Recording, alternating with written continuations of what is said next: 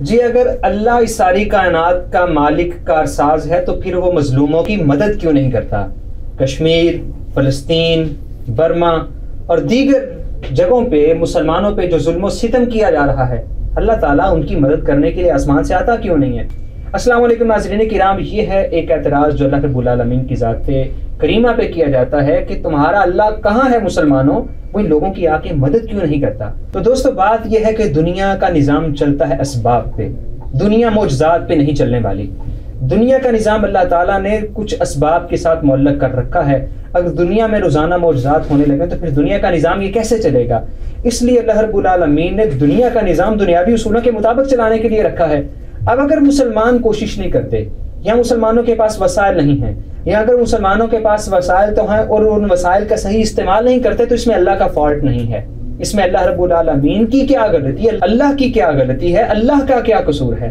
دوسری بات یہ ہے کہ جو لوگ مظلوم ہوں، جن لوگوں پہ ظلم کیا جائے، اللہ رب العالمین نے ان کی مدد کی ذمہ داری دوسرے مسلمانوں کی رکھی ہے کہ تم جہاد کرو۔ اللہ رب العالمین نے اس کے لیے جہاد کا کانسیپٹ رکھا ہے، جہاد کا تصور دیا ہے۔ اور سورۃ النساء 4 نمبر سورت کی 75 نمبر آیت میں اللہ رب العالمین فرماتے ہیں وَمَا لَكُمْ لَا تُقَاتِلُونَ فِي سَبِيلِ اللَّهِ وَالْمُسْتَضْعَفِينَ مِنَ الرِّجَالِ وَالنِّسَاءِ وَالْوِلْدَانِ يَقُولُونَ رَبَّنَا أَخْرِجْنَا مِنْ هَٰذِهِ الْقَرْيَةِ الظَّالِمِ أَهْلُهَا۔ اللہ فرماتے ہیں کہ تم ان لوگوں کی، مظلوموں کی مدد کیوں نہیں کرتے؟ چھوٹے چھوٹے بچے، بوڑھے، عورتیں، وہ اللہ سے دعائیں مانگتے ہیں کہ اللہ اس بستی میں ہم پہ ظلم ہو رہا ہے، ہمارے لیے کوئی ولی بھیج، کوئی مددگار بھیج، کوئی دوست بھیج، ہمارا کوئی ہیلپر بھیج۔ اللہ مسلمانوں کو، دوسروں کو فرما رہے ہیں کہ تم ان کی ہیلپ کیوں نہیں کرتے، تم ان کی ذمہ داری کیوں نہیں کرتے؟ اللہ نے دنیا کا نظام جو بنایا ہے یہ دنیاوی اسباب کے مطابق چلتا ہے۔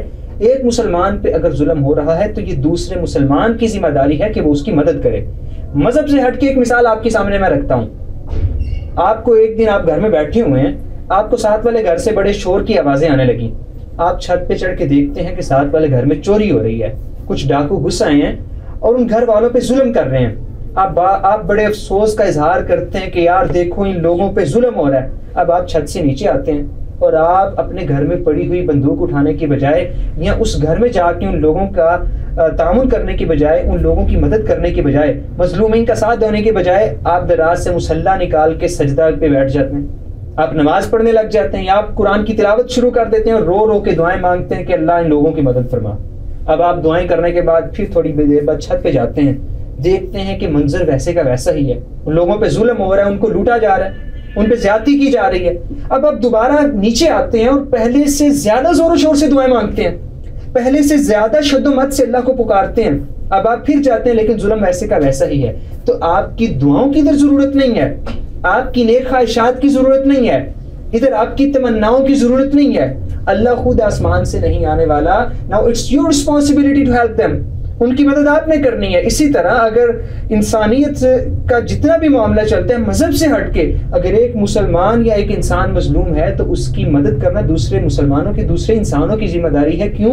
کیونکہ یہ دنیا کا نظام دنیاوی اسباب کے مطابق چلتا ہے، اس میں اللہ کا فالٹ نہیں، اللہ کا قصور نہیں۔ اللہ نے تصور دے دیا ہے، اللہ نے ایک راستہ بتا دیا ہے، اگر دوسرے مسلمان اس راستے پہ نہیں چلتے تو یہ ان کی کوتاہی ہے، اللہ کی کوتاہی نہیں۔ السلام علیکم۔